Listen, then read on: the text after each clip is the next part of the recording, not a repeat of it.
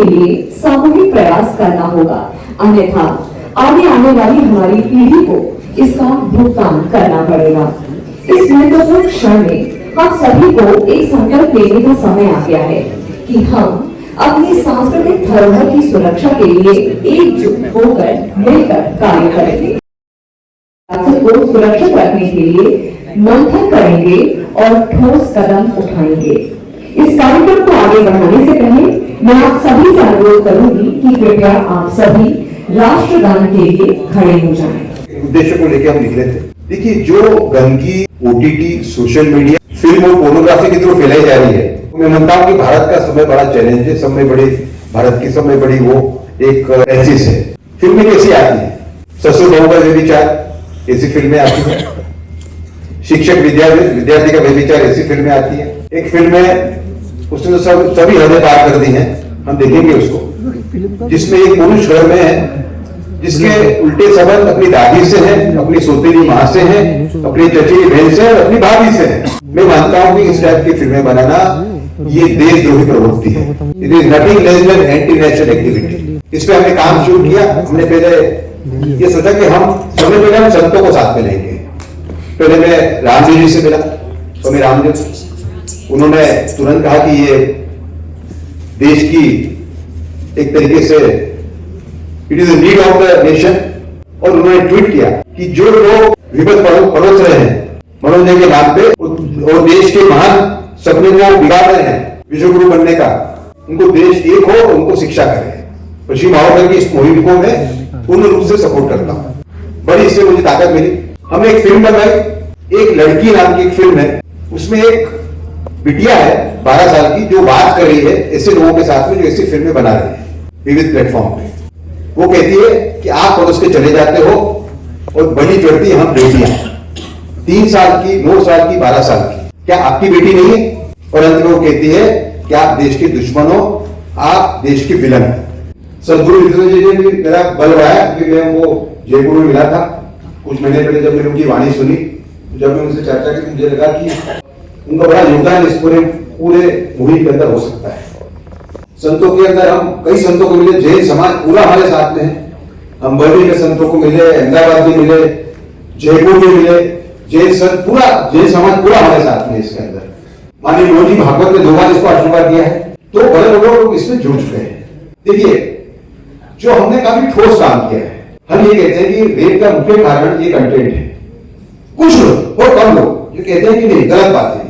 इसके लिए हमने इतनी सारी स्टडीज इकट्ठा की जो प्रूव कर देती है कि रेपिस्ट का मेन इंस्टिगेटर कंटेंट है। अभी डूंगरपुर के अंदर एक प्रिंसिपल ने 1 साल के दौरान अपनी 6 लड़कियों को रेप किया। प्रिंसिपल, आप सोचिए कितनी गंभीर परिस्थिति।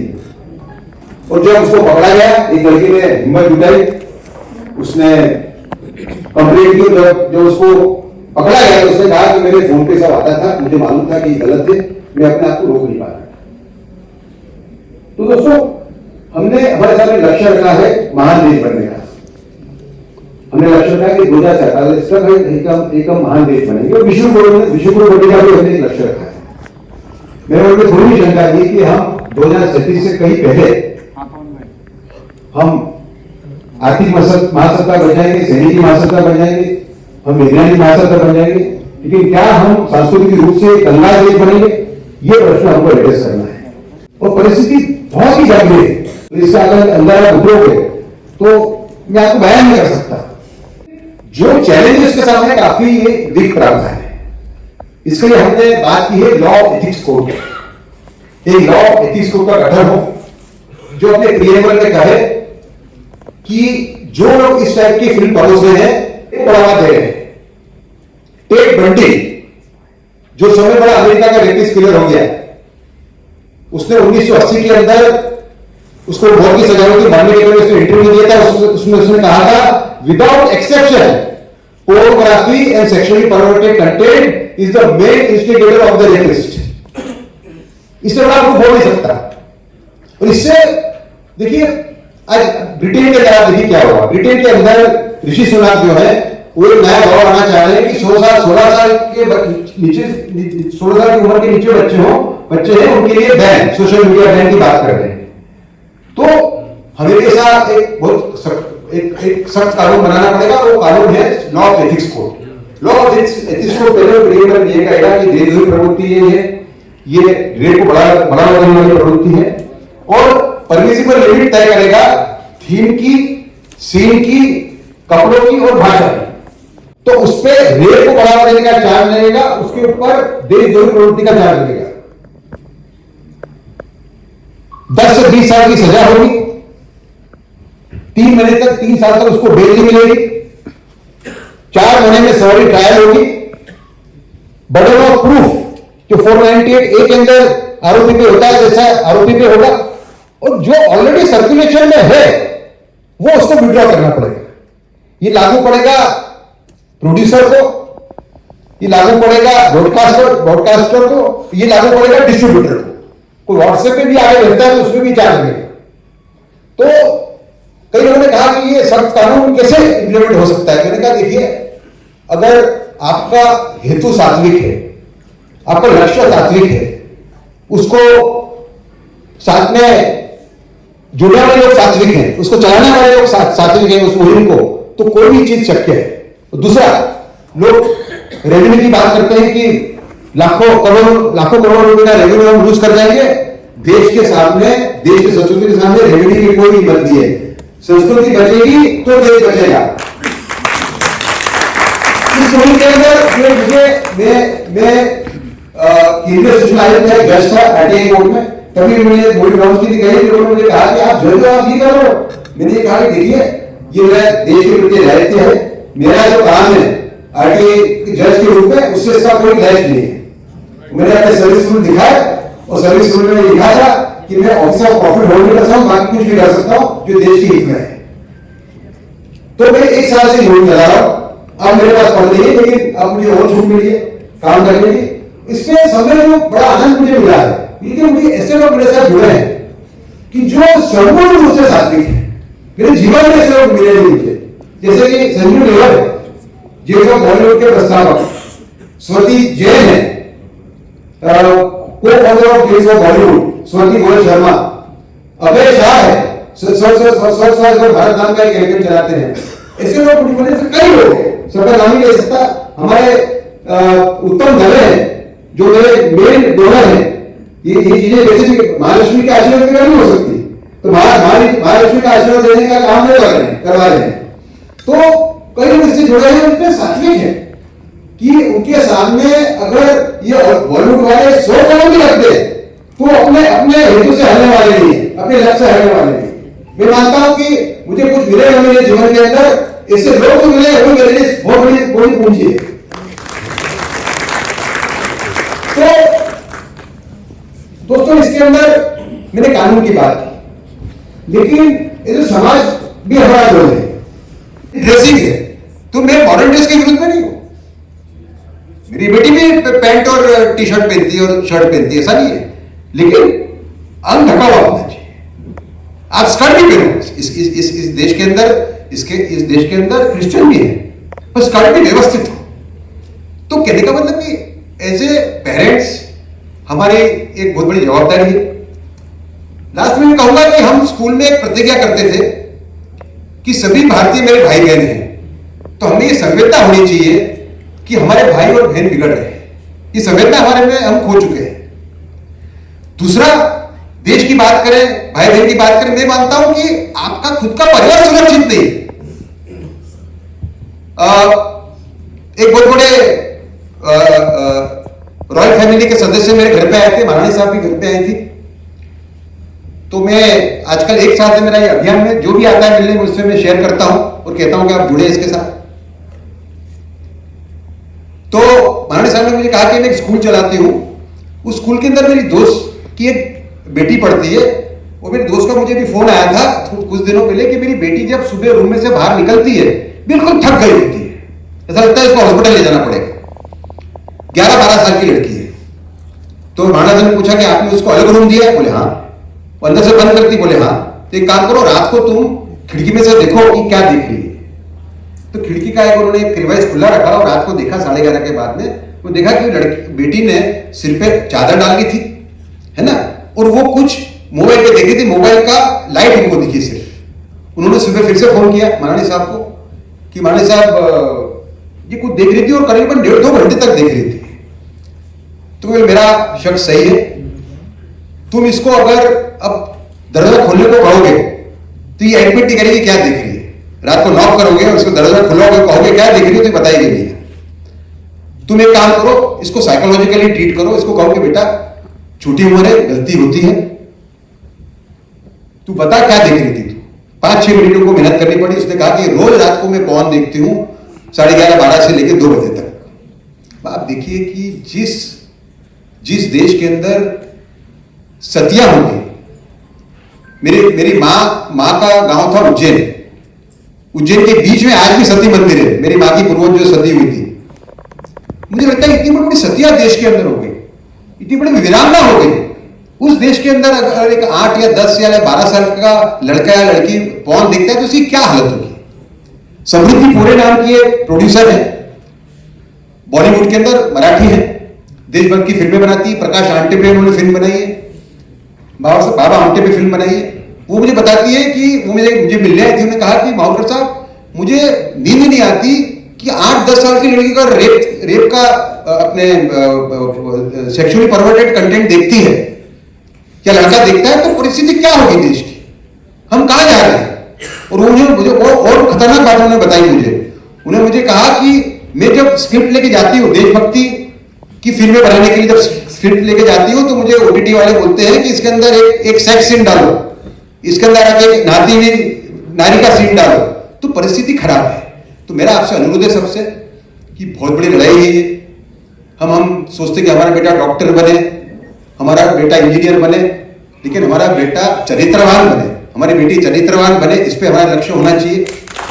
और ये जो लड़ाई है, ये लड़ाई इसके लिए हमारा जो लोगो है उसके अंदर परशुराम का गंडासा है सब में ऊपर, इसके लिए रखा है कि गंडासे के बगैर लोग मानने वाले नहीं। हमारी लड़ाई वैसे कॉन्स्टिट्यूशन के आधार पे है, हम कॉन्स्टिट्यूशन के बाहर नहीं जाएंगे, लेकिन लड़ाई जो है वो गंडासे वाली लड़ाई है।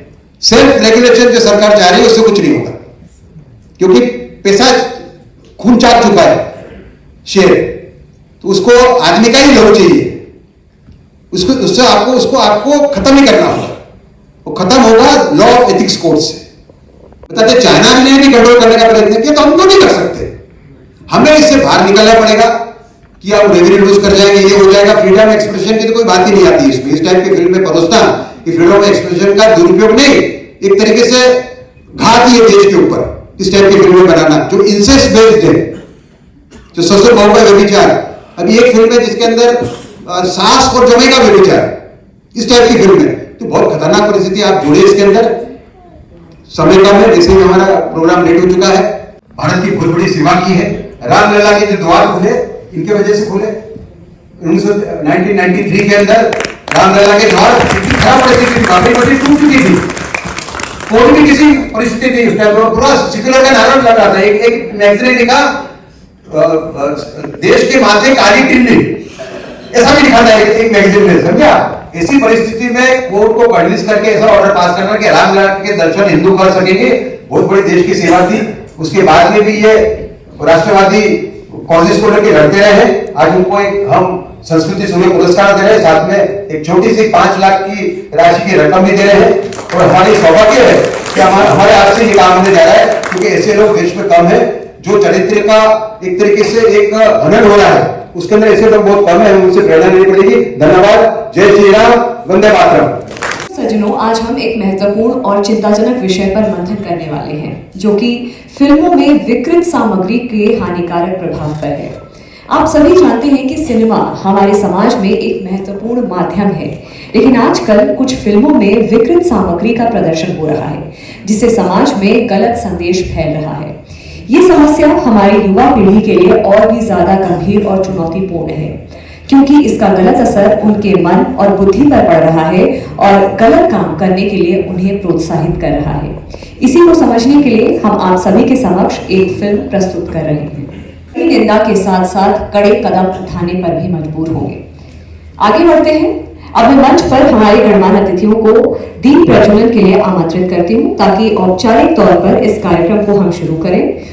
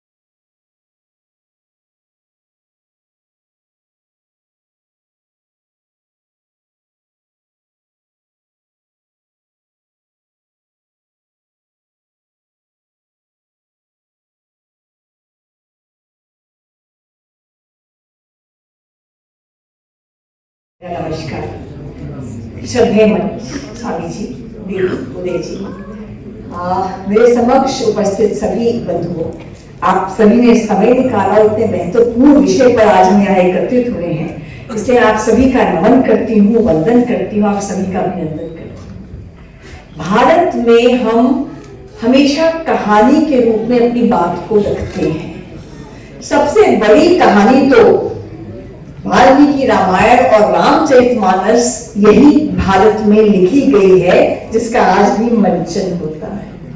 तो यहाँ जब कहानी के रूप में बात कहते हैं तो वो दूर तक जाती है। ओटीटी के बारे में और भारतीय संस्कृति पर उसका प्रभाव जो है उसके बारे में मैं आपके बीच में एक छोटी सी सच्ची कहानी बताना चाहूंगी। हंसाज कॉलेज में एक लड़की पढ़ती है, बीकॉम में पढ़ती है, अच्छी पढ़ने वाली है, बैडमिंटन में अच्छी है, खेल में अच्छी है, करिकुलर एक्टिविटीज में अच्छी है, उसके लिए सब कुछ बढ़िया चल रहा है। उसके लिए हंसराज कॉलेज में उसकी लाइफ में इक्वालिटी भी है, लिबर्टी भी है, फ्रीडम भी है, डिग्निटी भी है, जस्टिस भी है, वो बराबर है, कोई भेदभाव नहीं है कॉलेज के अंदर, खुश है। तभी कोविड होता है, और जब कोविड होता है तो कोविड में जब वो 2 साल घर के अंदर रहती है तो Netflix, Amazon, Sony LIV, Eros Now, हम सबके बीच में उल्टा रहती है। लगातार जब ये वेब सीरीज देखती है और मूवीज देखती है, इसको लगता है मेन्यू जिसको एक पैटर्न ध्यान में आ रहा है। यानी जो बॉलीवुड की मूवीज वो देखती है, शोले, दीवार से लेकर केदारनाथ तक और आज तक, जो वेब सीरीज देखती है, सब में एक पैटर्न इमर्ज करके आता है।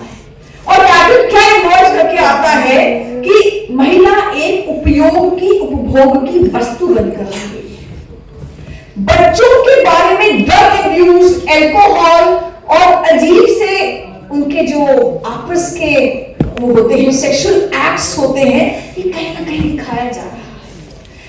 भारत में भारतीय संस्कृति के बारे में, देवी देवताओं के बारे में फिर टिप्पणी, उनको डिफेम करने का, इंसल्ट करने का ऐसे ही मजाक चलता है। इंडियन आर्मी को बदनाम करने का मजाक चलता है। उसको ध्यान आता है कि पैटर्न है जो उसने अपनी किताबों में पढ़ा है, आरे बाहर से आए, जो उसने बॉलीवुड की दीवार में, कुली में देखा है कि 786 का बिल्ला तो 2 बार गोली लगने के बाद भी अमिताभ बच्चन को बचा लेता है, लेकिन वही अमिताभ बच्चन अपनी मां निरुपमा रॉय के साथ शिव मंदिर की सीढ़ियां नहीं चढ़ता है। उसको लगता है शिव भगवान तेरे से मेरा गुस्सा है। यानी वो जो ऐसा है, एथीस्ट है, भगवान में विश्वास नहीं है, वो 786 का बिल्ला तो पहनता ही। केदारनाथ, उसने सोचा कि मैं केदारनाथ देखूं, कुछ मैं भी धर्म कर्म की बात देखूं। केदारनाथ देखा तो वहां केदारनाथ के पंडे सब प्रॉपर्टी की डील्स करने में लगे हैं, और सुशांत सिंह राजपूत, एक जो मुस्लिम कुली है, वो जोर जाकर वहां शिव मंदिर में घंटी बजाता है। ये हम सब ने देखा और रोज देखते हैं, कोई भी मूवी देखते हैं, रोज देखते हैं। उसका मन आक्रोशित हुआ, उसके मन में कहा ये ठीक नहीं है। आज मैं देख रही हूं, कल बाकी लोग देख रहे हैं, ठीक नहीं है, क्या किया जाए? Because she always wanted to be part of the solution and not just part of the problem. तो क्या किया जाए? उसने अपनी सहेली अपराजिता को फोन किया। अपराजिता जो एक लॉयर है, उसने अपराजिता से कहा, अपराजिता मैं बहुत खुश हूं, लेकिन इन सब चीजों के कारण मेरा मन उद्वेलित है, मैं क्या करूं, मुझे बता। उसने कहा किस कारण से? उसने कहा नेटफ्लिक्स देख, अमेज़न देख, सोनी लाइव देख, बाकी के देख, जितने भी प्लेटफॉर्म्स हैं जहां आप मूवीज देख सकते हैं, वेब सीरीज देख सकते हैं, या भारतीय संस्कृति के बारे में, महिला के बारे में, बच्चे के बारे में, देवी देवताओं के बारे में ऐसा एक अभियान चल रहा है इनको बदनाम करने का और बच्चों को डिहिंदुआइज करने का। क्या किया जाए? उसने कहा अच्छा, अपराजिता बोली तुम ओटीटी प्लेटफॉर्म्स के बारे में बात कर रहे हो। उसने कहा ओटीटी क्या होता है? उसने कहा ओवर द टॉप यानी वीडियो ऑन डिमांड। जितने भी ऐसे हैं, लगभग 40 प्लेटफॉर्म्स हैं। नेटफ्लिक्स जो 2016 में आया, Amazon प्राइम है, डिज्नी हॉटस्टार है, MX प्लेयर है, वूट है, सोनी लाइव है, एरोस नाउ है। इनमें केबल की जरूरत नहीं होती है, आप डिमांड करते हो ओटीटी प्लेटफॉर्म से ओवर द टॉप और आप ये सब देख सकते हो। उसने कहा अच्छा, तो उसने नेक्स्ट बात पूछी कि क्या बात है, कोई कानून नहीं है? अगर सड़क चलते कोई किसी को सीटी मारता है, लड़की को कोई बुरा भला बोलता है, गाली देता है, तो कानून होना चाहिए, होगा भी उसका। इन पर कोई कानून नहीं है। अपराजिता ने कहा सब तरह के कानून मौजूद हैं। उसने कहा मुझे बताओ, मुझे पता नहीं है। अपराजिता ने कहा अगर आप मूवीज के लिए जाते हो, किस तरह की मूवीज दिखाई जाएंगी, तो उसका कानून है सिनेमेटोग्राफ एक्ट 1952, जिसके तहत सेंसर बोर्ड सर्टिफिकेट देता है। अगर आप टीवी पे प्रोग्राम्स देख रहे हैं तो केबल के थ्रू आपके प्रोग्राम्स आ रहे हैं, वो है cable TV network regulation act 1995। अगर कोई भी अपराध होता है लड़कियों के बारे में, या दो धर्मों में वैमनस्य बढ़ाने का अपराध होता है, या स्टॉप करता है कोई, तो इंडियन पीनल कोड मौजूद है। इंडियन पीनल कोड मतलब जो उसमें लिखा है वही अपराध है। 18 साल से कम के बच्चों के प्रति अगेंस्ट में कोई अपराध होता है तो पॉक्सो का एक्ट है, prevention of children from sexual offences act. सब तरह के एक्ट मौजूद हैं। सुनीता ने कहा वो सब तो ठीक है, इसका क्या? नेटफ्लिक्स, अमेज़न जो ओटीटी प्लेटफॉर्म है, इनका क्या? कहते हैं ऐसा है, अपराजिता ने कहा कि अब तक उन पर चलता था इंफॉर्मेशन टेक्नोलॉजी एक्ट 2000। उसमें सेक्शन 67A था जो कहता था ऑब्सेनिटी, वल्गर, आप महिला को वल्गर तरीके से दिखाते हो या बच्चों को ऐसा परोसते हो, वल्गर को सीन दिखाते हो उसमें, तो उसमें आपको 5 साल तक की सजा और 10 लाख तक का जुर्माना हो सकता है। लेकिन ये इमर्जिंग टेक्नोलॉजीज हैं। अब तक ये टेक्नोलॉजीज आगे आगे जा रही थी, एक्ट पीछे पीछे आ रहा था। लेकिन 2021 में ये गवर्नमेंट कई सारे अमेंडमेंट्स लेकर आई जो आज तक अमेंडमेंट्स आ रहे हैं। और आज के समय में जो रूल्स आ गए हैं इस एक्ट के, तो एक्ट और रूल्स को आप देखेंगे, आपके पास आपकी लीगल रेमेडीज मौजूद है। पर जानना की जरूरत है कि ये है क्या, हम इसको इस्तेमाल कैसे कर सकते हैं और कैसे कोशिश कर सकते हैं कि ऐसा कंटेंट नहीं दिखाया जाए। सुनीता ने कहा सिंपली एक्सप्लेन करो, कॉम्प्लेक्स बात मुझे समझ नहीं आती। अपराजिता ने कहा सिंपल है। फॉर एग्जाम्पल अगर आप सोशल मीडिया की बात करते हैं, सोशल मीडिया यानी यूट्यूब, फेसबुक, व्हाट्सएप, इंस्टाग्राम, आप इनकी ट्विटर, इनकी बात करते हैं, इन पर कोई अगर आपको गाली देता है या कोई पोर्नोग्राफिक क्लिप डालता है या आपके धर्म का अपमान करता है, आप क्या कर सकते हैं? तो उसमें 3 स्टेप्स हैं। पहला स्टेप क्या है? आईटी रूल्स कहते हैं। रूल 3.1, जो अगर आप ट्विटर की बात करें तो ट्विटर को ड्यू डिलिजेंस करनी है, ट्विटर को अपने आप देखना है, ऐसा हेटफुल कंटेंट वहां नहीं आना चाहिए, आता है तो उसको ब्लॉक कर देना है। ये होगी सेल्फ रेगुलेशन, जिसकी उदय जी की बात है। अगर सेल्फ रेगुलेशन नहीं होती तो क्या?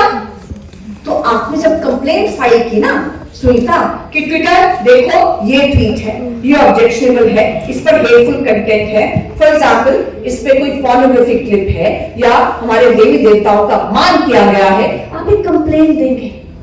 कॉन्टैक्ट अस में ट्विटर में कॉन्टैक्ट डिटेल्स दे रखी हैं।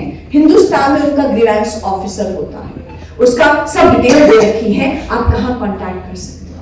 आप उसको क्लिक कीजिए कि ऐसे ऐसे ये हिंदू देवी देवताओं का अपमान हो रहा है इस ट्विटर हैंडल से, इसको आप देखिए।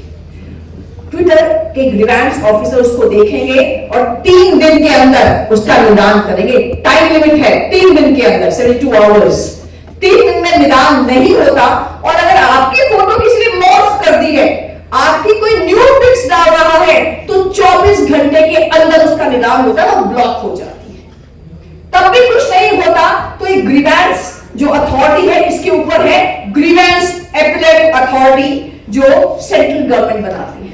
आप उसके अपील फाइल कीजिए कि देखो ट्विटर को कहा था उसकी ग्रीवेंस ऑफिसर करने में, आप बताइए क्या कर सकते हैं। जो एपेलेट अथॉरिटी होती है वो 30 दिन के अंदर ट्विटर से बोलेगी इस कंटेंट को आप हटाइए यहां से, और अगर वो नहीं हटाएगा, ऑर्डर का पालन नहीं करेगा, तो जो उनको सेफ्टी का क्लॉज है ना कि ट्विटर के खिलाफ एफआईआर लॉन्च नहीं हो सकती, वो सेफ्टी का क्लॉज हटा दिया जाएगा। यानी आप जा सकते हो क्रिमिनल कोर्ट में और ट्विटर के खिलाफ, उसके ऑफिसर्स के खिलाफ एफआईआर लॉन्च कर सकते हैं। ये सेफ्टी का क्लॉज बहुत इंपॉर्टेंट है। सेक्शन 79 में आईटी एक्ट में ये सेफ्टी का क्लॉज दिया गया है कि कोई भी कुछ अगर ट्विटर पे पोस्ट करता है तो ट्विटर उसके लिए लायबल नहीं होगा, लेकिन अगर वो सेंट्रल गवर्नमेंट के ऑर्डर को नहीं मानता तो उसके खिलाफ एफआईआर हो सकती है। सुनीता ने कहा ये तो ठीक है, ट्विटर आप उनको लिखेंगे, यहाँ भी एमेजॉन को खुद देखना चाहिए था। सपोज नेटफ्लिक्स है फॉर एग्जाम्पल, नेटफ्लिक्स को देखना चाहिए था, उसने ड्यू डिलिजेंस नहीं की तो उसके जो ग्रीवेंस कमेटी है सेल्फ रेगुलेशन की, आप उसको लिखेंगे। वो कुछ नहीं करते तो association of such OTT platforms है, आप उसको लिखेंगे। वो भी कुछ नहीं करते तो उसके ऊपर जो है वो है oversight committee of the government of India, very very powerful committee. वो रिप्रीमैंड कर सकती है, वो अपोलोजाइज करवा सकती है, वो डिलीट और मॉडिफाई करा सकती है, नहीं मानते तो ब्लॉक करा सकती है। मिनिस्ट्री ऑफ इंफॉर्मेशन ब्रॉडकास्टिंग और ministry of electronics and information technology जो चाहे डॉक्यूमेंट्स और इंफॉर्मेशन ले सकती है, इस स्थिति में ऑर्डर्स दे सकती है। क्योंकि प्रायता ने कहा कि इनके यहाँ एक ग्रीवेंस ऑफिसर होता है, कंप्लायंस ऑफिसर होता है, एक नोडल ऑफिसर होता है, और सबका एड्रेस हिंदुस्तान का होता है, अमेरिका का नहीं होता। हो या बाकी के सीरियल्स हो, कौन है ये? तो जो प्रायता ने कहा वो इंपॉर्टेंट था। उसने कहा देखो सुनीता, ये लोग आइसोलेटेड नहीं है, अकेले नहीं है, ये इकोसिस्टम में काम करते हैं। इसलिए इकोसिस्टम क्या है? ये इकोसिस्टम होता है जिसमें नीचे से लेकर ऊपर तक सब एक आवाज में बात करते हैं, और ये है लेफ्टिस्ट इकोसिस्टम। आप कह सकते हो अभारतीय इकोसिस्टम। अभारतीय क्यों कह रही हो, ऐसा क्यों कह रहे हो? इसलिए ऐसा कह रहे हैं कि 1967 में जब इंदिरा गांधी जी प्राइम मिनिस्टर बनी, कांग्रेस के दो फाड़ हो गए, कांग्रेस को अपनी सपोर्ट में लोगों की आवश्यकता थी, कम्युनिस्ट सामने आए, वी विल सपोर्ट यू। तो उन्होंने क्या मांगा कांग्रेस गवर्नमेंट से कि हमें हिंदुस्तान की यूनिवर्सिटीज दे दीजिए, उसके वाइस चांसलर्स हमारे होंगे, हमें यहाँ के रिसर्च इंस्टीट्यूट्स दे दीजिए, हमें यहाँ के जर्नलिस्ट इंस्टीट्यूट्स दे दीजिए। उन पर कम्युनिस्ट का कब्जा हो गया, तो माइंड स्पेस पे हिंदुस्तान की कम्युनिस्ट का कब्जा हो गया, पॉलिटिकल स्पेस पे कांग्रेस रही।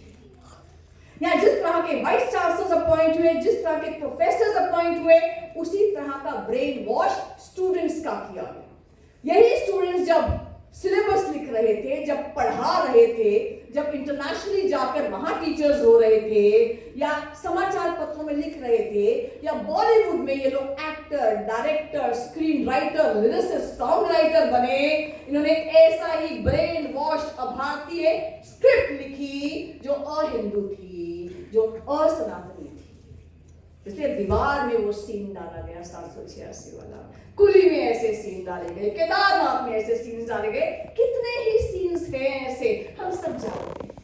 पर अब समस्या क्या हुई? दो तरह की समस्या हुई कि मोदी जी 2014 में आ गए तो इनका बाहर से आने वाली फंडिंग कम हो गई, बंद तो नहीं हुई, कम हो गई। और दूसरा सोशल मीडिया आ गया जिसपे हम मोहताज नहीं रहे कि एनडीटीवी दिखाएगा तो हमारी बात सुनी जाएगी। आज जो भी आप में से लिखते हैं सोशल मीडिया पे, अगर उसमें कंटेंट होता है वो वायरल होता है। तो आप अपनी स्क्रिप्ट खुद लिख सकते हैं जैसे स्वाति लिखती है, आप अपने वीडियोस डाल सकते हैं और कमेंट्स लिखते हैं जैसे नेवकर जी लिखते हैं, आप अपने वीडियोस लिखकर, अपने सॉन्ग्स लिखकर, अपनी पिक्चर लिखकर आप कितना कुछ वायरल कर सकते हैं। श्वेता ने कहा मैं समझ रही हूँ आप क्या कह रहे हैं, पर अब हम क्या करें? आखिरी बात अपराजिता, अब हम क्या करें? तो एक ही काम करना है, यूनिवर्सिटीज में, रिसर्च इंस्टीट्यूट्स में, जर्नलिज्म के इंस्टीट्यूट्स में, जहां हो अपने बच्चे वहां जाएं, जिस प्रकार के रिसर्च प्रोजेक्ट्स लेते हैं वो सनातन संस्कृति को बढ़ाने वाले रिसर्च प्रोजेक्ट्स लेने चाहिए। टीचर्स ऐसे हो जो देश की बात करें, धर्म की बात करें, बता रहे हैं सनातन के खिलाफ। वो कह रहे हैं कि Sanatan is a virus which has to be eradicated.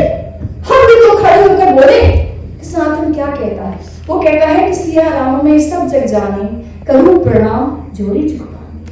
मेरे अंदर का ईश्वर आपके अंदर के ईश्वर को नमन करता है, ये है सनातन। कि वसुदेव कुटुंबकम, ये है सनातन, ईशावास्यम इदम सर्वम है सनातन, एकम सत विप्रा बहुधा वदंती है सनातन, और अहम ब्रह्मास्मि तत्त्वमसि है सनातन। वो कहते हैं एक ही मार्ग, हम कहते हैं कि नहीं, अलग अलग मार्ग है जो ईश्वर के पास जाते हैं। इसलिए आर्टिकल 1 कहता है कॉन्स्टिट्यूशन का, इंडिया दैट इज भारत, यानी इंडिया को जानना हो तो हमारी हजारों साल पुरानी संस्कृति भारत की ओर देखो। वो नींद चैन को त्यागो तुम, संघर्ष का मैदान छोड़ मत भागो तुम, कुछ किए बिना ही जय जयकार नहीं होती, हम सब कोशिश करने वालों की कभी हार नहीं होती। जय हिंद, जय भारत। ताली के साथ हम आभार व्यक्त करें आगे के भूमिका।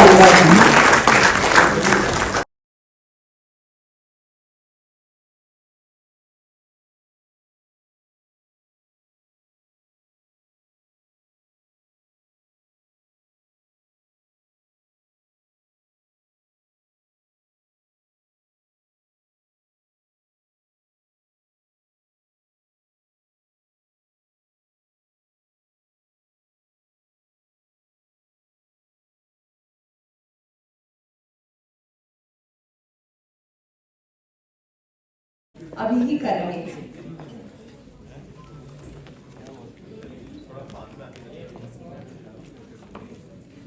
रिपोर्ट कार्ड और व्हाइट पेपर के साथ साथ ये ओटीटी रिपोर्ट भी आप सभी के साथ आज हम इस मंच से साझा कर रहे हैं। दोनों एक साथ कर लेते हैं।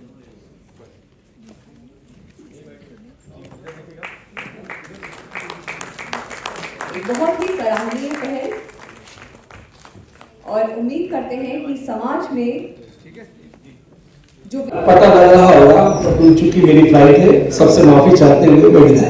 धन्यवाद।